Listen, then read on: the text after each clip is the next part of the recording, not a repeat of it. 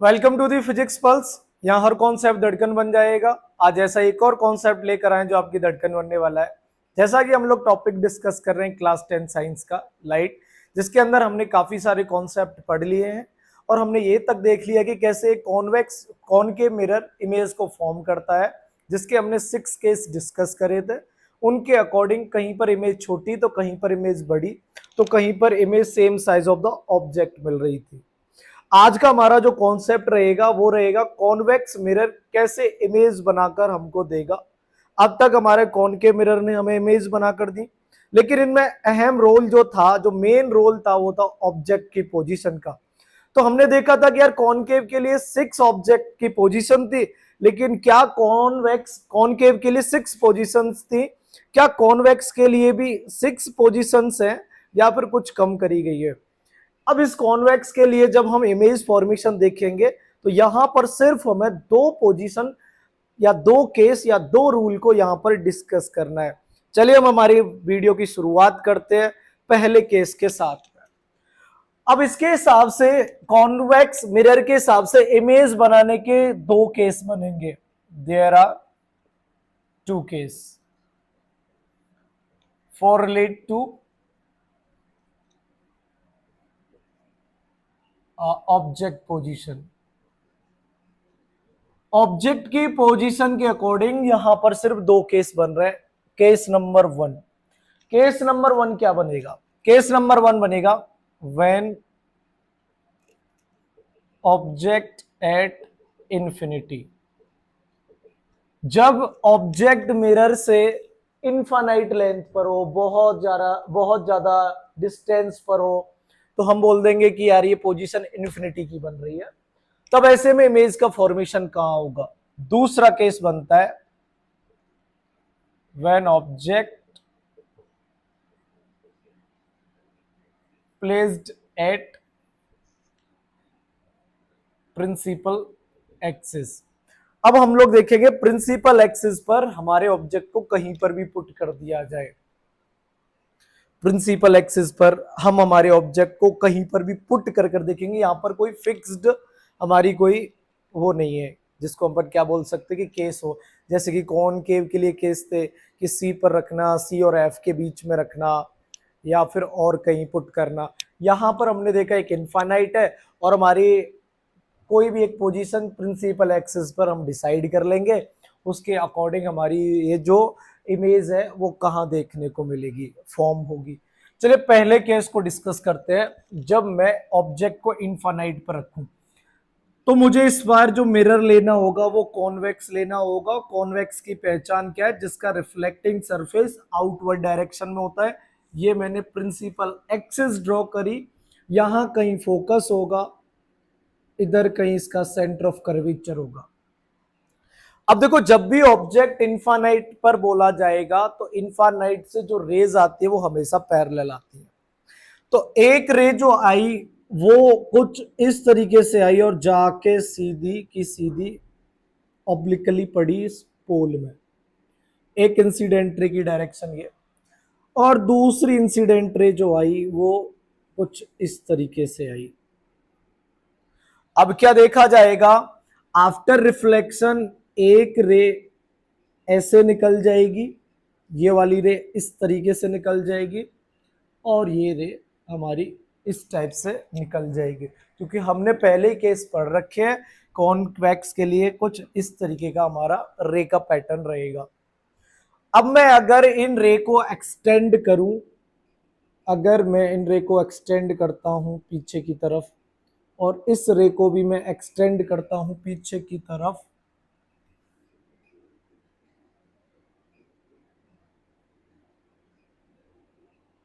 Focus अलग करना पड़ेगा अपन को, ये।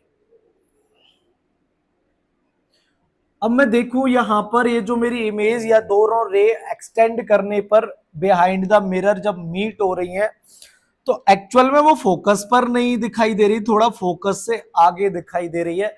लेकिन हमारी बुक के अकॉर्डिंग हम ये मान लेते हैं कि इमेज का जो फॉर्मेशन है वो नियरली फोकस पाया जाता है।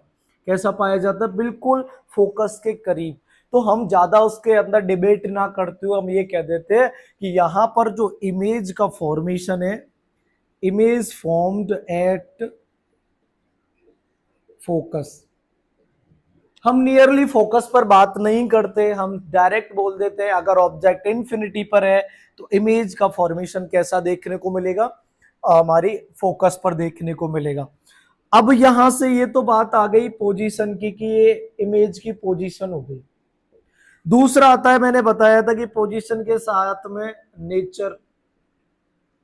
अब नेचर रियल या वर्चुअल ही है इमेज का हमारे पास में।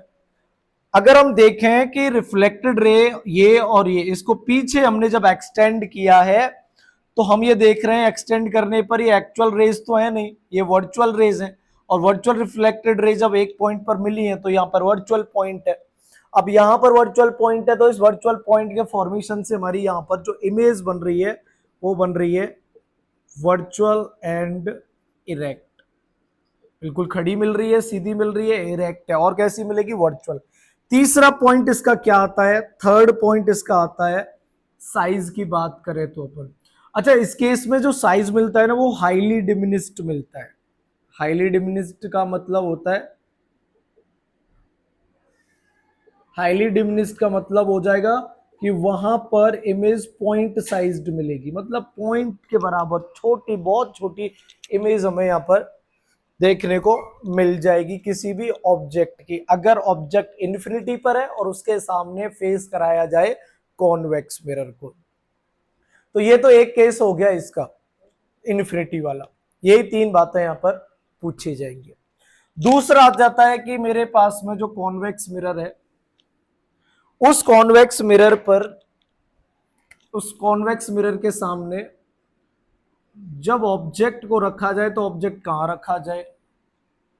अब हमने बोला कि यार हमने किसी कहीं भी कैसे भी ऑब्जेक्ट को रख लिया, मान लिया हमने ऑब्जेक्ट को इस प्रिंसिपल एक्सिस पर इधर कहीं रख दिया, ये इसकी फोकस, ये इसका सेंटर ऑफ कर्वेचर।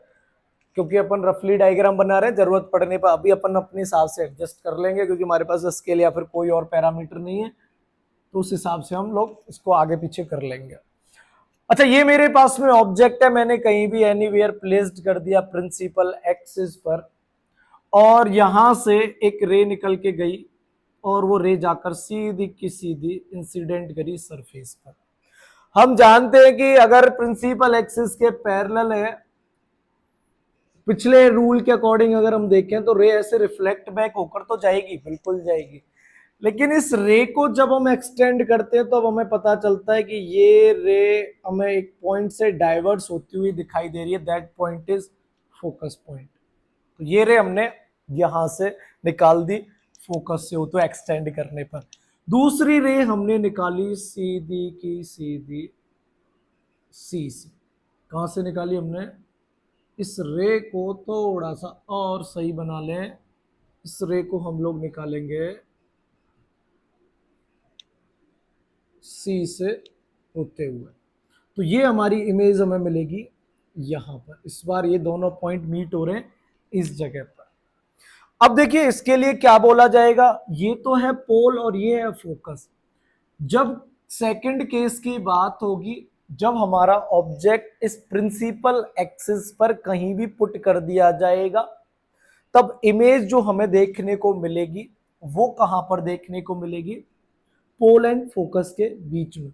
लेकिन फिक्स्ड पोल एंड फोकस के बीच में अगर आप चाहते हो कि पोल एंड फोकस के बिल्कुल मिड में मिले, तो ऑब्जेक्ट की डिस्टेंस,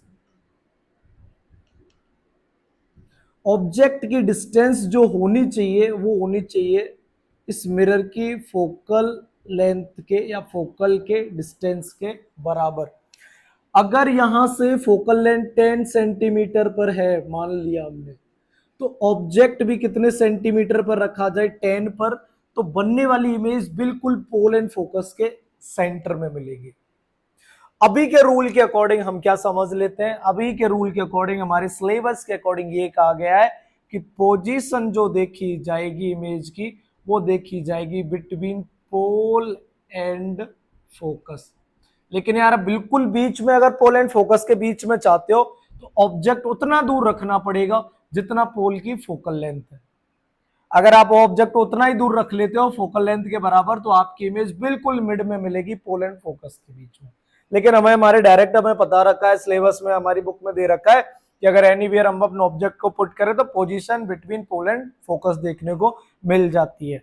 दूसरी अगर हम बात करें नेचर की, नेचर जो यहां पर देखा जाएगा, आप देखो नेचर को, नेचर यहां पर जो भी देखा जा रहा है वो नेचर है एक्सटेंड करी गई रिफ्लेक्टेड रे की वजह से बनने वाली image. That nature is virtual. Virtual होगा और कैसा होगा, इरेक्ट होगा। साइज की बात करें तो साइज डिमिनिश्ड होता है, मींस हमारे पॉइंट साइज से थोड़ा सा साइज बढ़ जाएगा लेकिन रहेगा डिमिनिश्ड ही। अब डिमिनिश्ड को अगर आप चाहते हो कि यार ऐसा कोई कंडीशंस और बताइए कि ये साइज देखो पहले के कंपैरिजन में थोड़ा सा बढ़ा, ये हाईली डिमिनिश्ड मतलब पॉइंट साइज था और यहां पर क्या हो रहा है, ये थोड़ा सा बढ़ चुका है साइज में।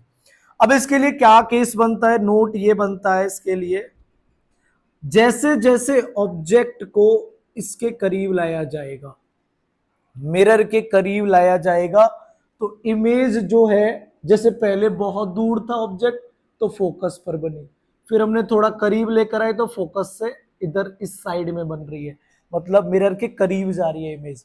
अगर हम इस ऑब्जेक्ट को और पोल के करीब लेकर जाएंगे तो इमेज हमारी मिरर के और करीब शिफ्ट होगी और साइज उसका क्या होता चलेगा, स्लाइटली इंक्रीज होता चलेगा। If I placed, if I increase, yeah, if we increase, if we decrease, if we decrease the distance between object and mirror, then image shift towards pole with slightly increase in size। ये हमारा बस trademark है, वैसे ये वाली कोई बात है नहीं हमें याद रखने के लिए, बस कभी अगर मान लो कोई क्वेश्चन पूछ लिया गया तो हमें बस याद रखना है कि अगर ऑब्जेक्ट को मिरर के करीब लाते जा रहे हैं, करीब लाते जा रहे हैं ऑब्जेक्ट को कॉन्वेक्स मिरर के करीब लाते जा रहे हैं, तो जो इमेज है उसका साइज इंक्रीज होगा डिक्रीज होगा या कोई फर्क नहीं पड़ेगा। तो जैसे जैसे ऑब्जेक्ट मिरर के करीब आएगा इमेज भी इधर मिरर के करीब आएगी और लेकिन स्लाइटली साइज उसका इंक्रीज होता जाएगा। तो ये हमारे दो पॉइंट बन जाते हैं कॉन्वेक्स के लिए। अगर हम लोग एंड ऑफ द कॉन्सेप्ट बात करें, कॉन्वेक्स मिरर की बात करें, तो जरूरत बड़ी चीजें जो हमें बिल्कुल अपने दिमाग में सेट कर लेनी है वो क्या कर लेनी है कि कॉन्वेक्स ने जो इमेज बनाई वो हर बार दोनों केस में कैसी बनाई, वर्चुअल एंड इरेक्ट बनाई, हर बार हर केस में वर्चुअल एंड इरेक्ट बनाई। दूसरी बात करें तो बिहाइंड द मिरर बनाई, क्योंकि जब भी हम पोजीशन की बात कर रहे थे बिटवीन पोल एंड फोकस, आपको पता है कॉन्वेक्स का pole and focus behind the mirror होता है, आपको पता है कि यहां पर भी अगर फोकस पे बन रही है तो ये भी बिहाइंड द मिरर होगा। अब ये कॉन्वेक्स मिरर के लिए और जरूरी बात हमें क्या याद रखनी है कि इमेज वर्चुअल ही बनेगी और ऑब्जेक्ट का जो साइज है, ऑब्जेक्ट का जो साइज है ना, आंख बंद करके आपको इमेज का जो साइज मिलेगा वो हमेशा छोटा ही मिलेगा। कभी भी इस केस में कॉन्वेक्स के केस में इमेज बड़ी नहीं होगी।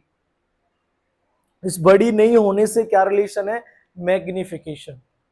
तो मैग्निफिकेशन में जब बात करेंगे हम लोग तो मैग्निफिकेशन ऐसे केस में 1 होगा, 1 से ज्यादा होगा या कम होगा। जब हम मैग्निफिकेशन पढ़ेंगे तब हम आपको बताएंगे कि मैग्निफिकेशन में ये क्या साइज का फर्क पड़ेगा। बस इतना याद रखो, अगर हमसे ये दे दिया गया कोई डायरेक्ट क्वेश्चन कि मैंने कॉन्वेक्स मिरर के सामने एक 3 सेंटीमीटर का ऑब्जेक्ट पुट किया, तो जो इमेज बनी है option A 6 centimetre, option B 4 centimetre, option D 9 centimetre, option C and option D 2 centimetre. अब किस ऑप्शन की तरफ हम जाएं, देखो चारों ऑप्शन में से हमें क्या याद रखना है, कभी भी कॉन्वेक्स मिरर जो होता है ऑब्जेक्ट से बड़ी इमेज नहीं बनाता, कभी भी नहीं बनाता। तो फिर इनके हिसाब से 3 से जितने भी बड़े ऑप्शन से सब के सब कैंसिल हो जाएंगे, तो लास्ट में कौन सा बचेगा? छोटा वाला ऑप्शन। तो ये हमारा कॉन्सेप्ट है जो डायरेक्ट आंसर पुट करने में हमारी मदद करता है, रटने की हमें जरूरत नहीं पड़ती। तो ये हमारे सारे केसेस यहाँ पर आकर खत्म हो जाते हैं कॉनकेव एंड कॉन्वेक्स के इमेज फॉर्मेशन के। मिलते हैं नेक्स्ट लेक्चर में, नेक्स्ट वीडियो में, वहां हम बात करेंगे मिरर फॉर्मूला और मैग्निफिकेशन ऑफ स्फेरिकल मिरर्स की।